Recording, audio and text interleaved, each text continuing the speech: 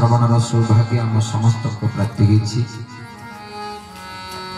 विगत वर्ष अधम आपण सेवार 2 दिन पुणी ए वर्ष आपण स्नेह श्रद्धा को कामना करी मणिमार दरबार रे समस्त उपनीत उपस्थित आ प्रथम संध्या समस्त पर्याय सरिबा परे अंतिम पर्याय प्रभुंकर कथारूपी गंगार अवगाहनर सौभाग्य ए आनंद ए कथा जीवन में 7 दिन पर्यंत आनंद दब। 7 दिन पर पुणी जंजाल माया भीतर पड़ी आम समस्त छटपट हवा, किंतु महाप्रभुंकर असीम अनुकंपा ठाकुर कोल बसी एते ठंडा शीत मध्य सही भगवान कथा सुनिबा को समस्त आग्रह बस। जदि पचरा जाए एते सब दिव्य आयोजन प्रतिवर्ष होछि ताहले प्रकृत ये कथार आनंद कौन मिले? जीवन में जहाँ पाखे देखिए समस्त पाखे किसी ना कि गोटे कपटता लुचिकी थी। किए जदि स्वार्थ पर आज्ञा कहूब तो जदि आपण पाखक छाड़ी जाती कि अनुपस्थित हो जाती आपण ना निंदा करने आरंभ कर कपटता। जे सम्मुख रे हसी हसी पछरे कथा कहे सी कपट।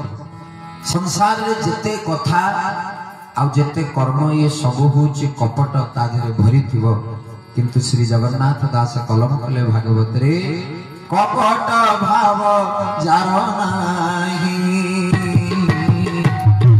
परम शास्त्र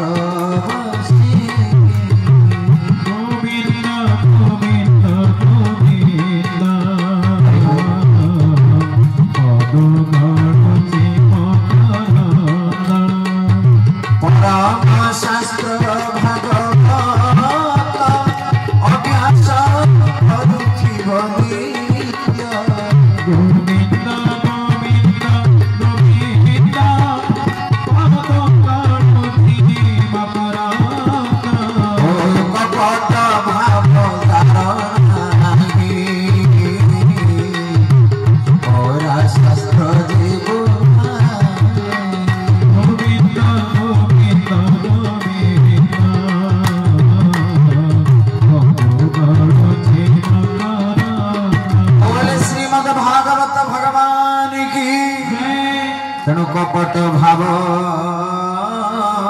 जार नहीं।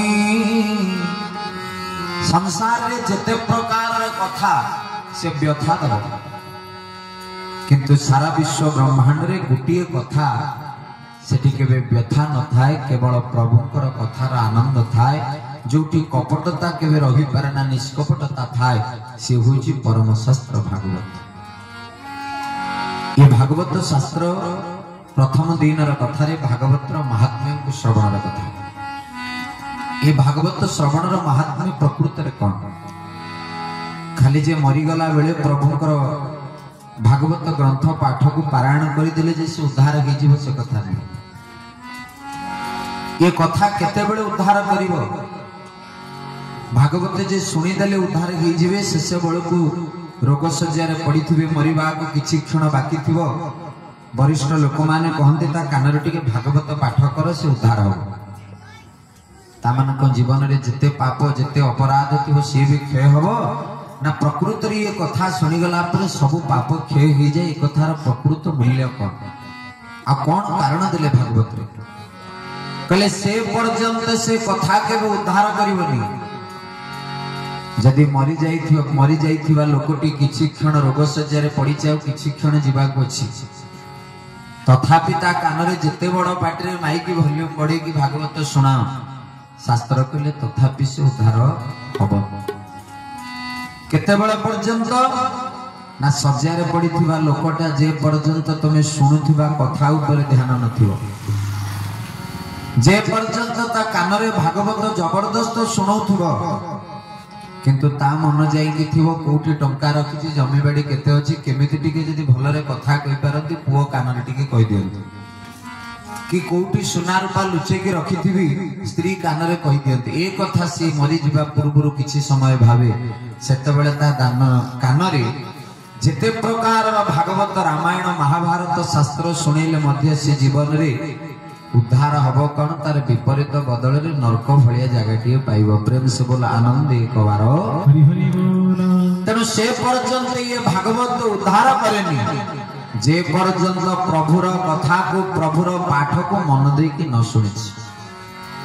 ए मन थिब कृष्ण पादे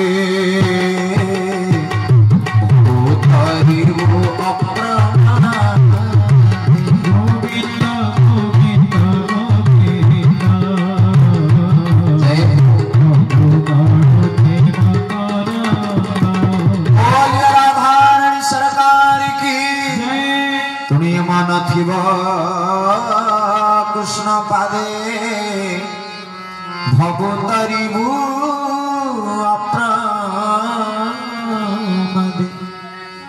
मनटा तो पाखरे थिबा दरकार नहीं तो जेते मरिला बेले भागवत शुणिले रामायण शुणिले से उद्धार हवा परिवर्ते नरकगामी हब कहीं ना शुणिला बेले मनटा प्रभु को पाखरे थिबा दरकार। आ जे पर्यंत ये मनटा ता कथा पाखरे ता स्वरूप पाखरे नथिबो जेते भागवत शुणिले भी जीव उद्धार हबनी।